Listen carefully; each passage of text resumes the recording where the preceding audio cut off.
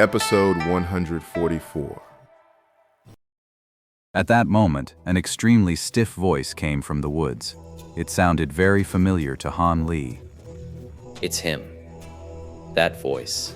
It's definitely the burly man who bought the puppet mechanism beast at the auction. From their conversation, it's clear these men tailed him right after the auction ended, hoping to uncover the puppet beast's secrets through some underhanded means. But the Thousand Bamboo Sect disciple had already noticed them. He set a counter trap and trapped them all here. Let's get him, everyone. He's clearly trying to silence us. The cultivator who'd spoken first wasn't stupid. He immediately rallied the others' fighting spirit, urging them to make a desperate stand. Fight me to the death. Do you even have the right? You couldn't even beat my puppet subordinates. What fight to the death are you talking about? Well, I've had my fun with you lot. Time to send you on your way. The burly man's voice remained the same, but the killing intent in his words was unmistakable. As the man's voice faded, a deafening crash erupted from the woods, shaking the very ground. Then, a series of heavy, earth-shaking footsteps began to thud out from the woods, step by step. The cultivators inside the protective barrier and Han Li in the air couldn't help but exchange bewildered glances. What in the world was happening? The footsteps were heavy, but they moved with startling speed, reaching the edge of the woods in the blink of an eye. Now everyone could see it clearly. A colossal puppet tiger, standing nearly 60 feet tall, shouldered its way out from the edge of the woods. And there, seated atop the massive tiger's head, was the still cloaked, burly man. The sheer size of the puppet tiger left the cultivators inwardly shaken. So that massive beam of light we saw earlier, it must have been fired from this beast.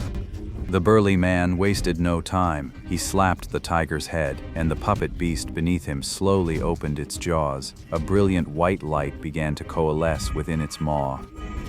The other puppets attacking the barrier immediately halted their assault. They retreated several steps in unison. The cultivators knew things had taken a turn for the worse. Almost as one, they pressed their hands against the barrier. This was their only hope for survival. As for flying away from the protective barrier, everyone had that thought. But with the earlier example right there, no one dared to make a reckless move. The colossal white pillar of light reappeared. This time, with the combined power of several cultivators channeled through the barrier, the super beam was held at bay, creating a tense stalemate. Although Han Li was high in the air, his exceptional eyesight allowed him to see clearly that none of the cultivators wore triumphant smiles for holding the line. Instead, their faces had all turned pale from the massive drain of spiritual power flowing into the barrier. But Han Li believed an attack of such magnitude couldn't last long. It should be over soon. The cultivators inside the barrier clearly understood this principle, which was why each of them gritted their teeth and endured the onslaught. Sure enough, the pillar of light lasted only a moment before it gradually thinned and vanished from the tiger's maw.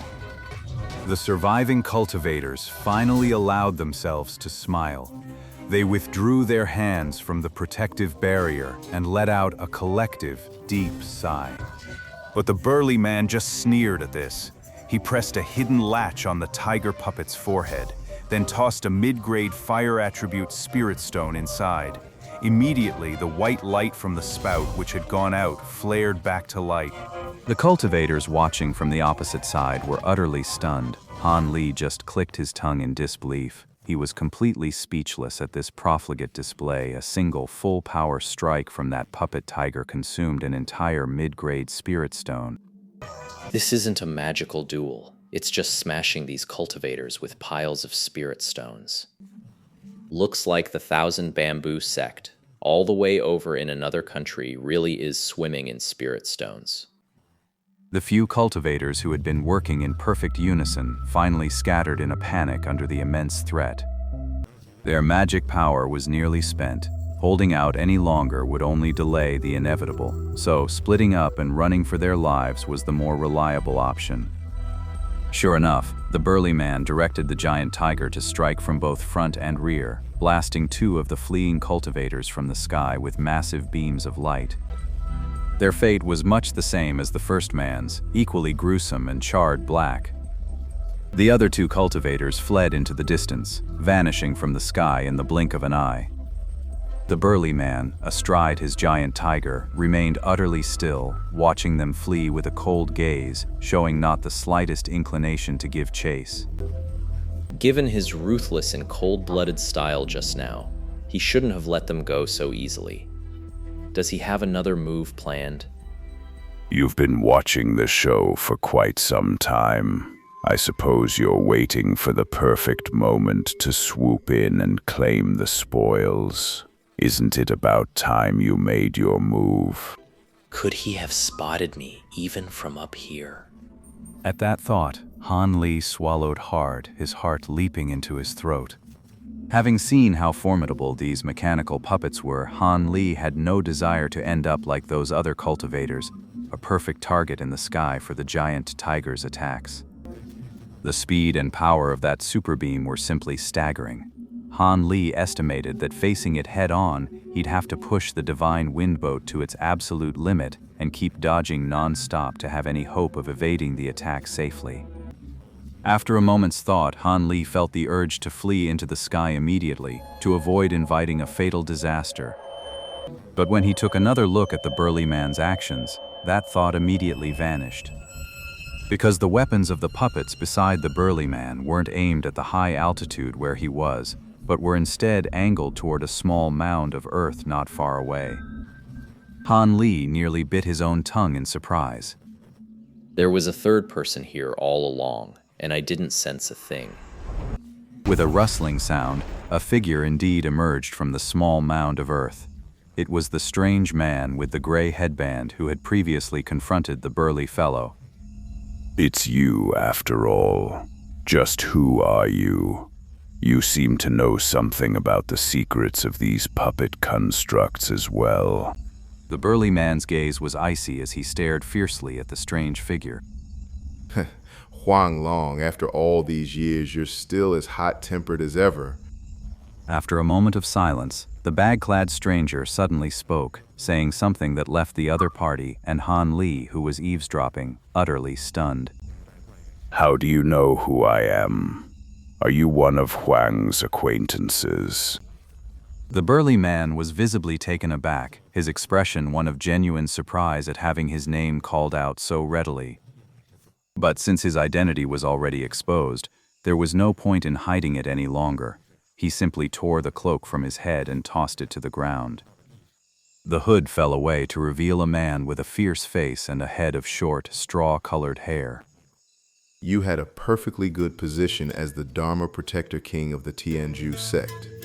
What brings you all this way? Could it be for the half of the great development technique hidden inside this puppet beast? If you don't reveal your identity now, don't blame me for getting rough. Have you already forgotten who secretly taught you the first layer of the great development technique? The strange man hesitated, then spoke a single sentence that drained the color from the other's face and sent him stumbling back several steps. Ah, your senior brother Lin? No, senior brother Lin passed away years ago. You dare mock me? Huang will have your life. The burly man's face twisted with ferocity. With a wave of his hand, the 100+ puppets advanced in unison, encircling the strange figure at a distance. So, junior brother Huang, you still remember our old friendship? I am truly heartened by that. The strange man pulled off the cloth band from his head, revealing his true face. Ah, senior brother Lin. The burly man and Han Li, who had been closely watching the situation, cried out almost simultaneously. The difference was the man voiced his shock aloud, while Han Li's was a silent exclamation within his own mind. This strange man was none other than the elderly Mr. Lin, the one Han Li had seen in the stone hut on his first day entering Yellow Maple Valley, the one so utterly devoted to his carvings. The little monkey he'd carved was so lifelike and utterly charming that Han Li had remembered the old man vividly, recognizing him at a glance. Is it really you, senior brother Lin? How have you aged so much? And weren't you already? The big man managed to get the words out, but he still couldn't believe it. After scrutinizing him for another moment, he rushed forward and seized this senior brother Lin's hands, his face a picture of utter elation. Junior brother Huang, I was only feigning death that day. The one who died was... What are you doing? Han Li's uncle Lin had been speaking with a smile, but his expression suddenly twisted in alarm and fury. He violently wrenched his hands free from this junior brother Huang's grip, only to find two deep, chopstick-sized bloody holes now puncturing his wrists. Jet black blood was flowing out without pause, clearly laced with a potent poison. So senior brother Lin's mind hasn't rotted away during all these years on the run. How then did you get so careless as to let your junior brother wound your wrist? Oh dear, that was black silk bone I went through hell to get from the ancient poison sect. I'm afraid it won't be so easy to purge. This is all your fault, senior brother. Since you faked your death, you should have just laid low and kept your head down. Why did you have to go and contact your old followers trying to steal the second half of the Great Development Technique? This has made the current Golden Sect leader quite unhappy, forcing your junior brother to play the part of the weed puller. Good, good. What a wonderfully enthusiastic junior brother you are. Senior brother Lin immediately calmed himself. He swiftly channeled his energy through both hands, forcing out a stream of poisoned blood. Then he pulled out a green jade vial and poured the entire contents, a full measure of yellow medicinal powder, into his mouth. Only then did he fix his gaze on the yellow-haired man, his expression ice cold. Compared to my good subordinate, the messages he passed to me were all false. There was never a second half of the Great Development Technique inside the puppet beast. This entire thing was just because I laid a trap. But what I find strange is, how did the people from the secret shop cooperate with you so readily? Wealth moves the heart. That old mortal saying holds just as true in the world of cultivation. For our sect, with enough benefits on the table, is there anything we can't accomplish? Huang Long curled his lip, then turned his head and called out toward the woods to one side. Come on out, everyone. Come and see for yourselves the legendary senior brother Lin, the dashing and handsome son of the former sect master. I've long heard of senior brother Lin's reputation. It's a shame I entered the sect too late to have had the chance to meet him. That senior brother Lin you speak of, he's nothing but a stray dog now. At that moment, a man and a woman stepped out from the woods, walking side by side. Allow me to introduce you, senior brother. These two are the sect's newly appointed Dharma protectors. Just as Huang Long was about to unleash a torrent of mockery upon senior brother Lin, who had always overshadowed him in the past, the situation before his eyes abruptly shifted. Before he could even finish his sentence, senior brother Lin, now aware he had fallen into a trap, suddenly spun around in a frantic whirl, his hands flailing wildly.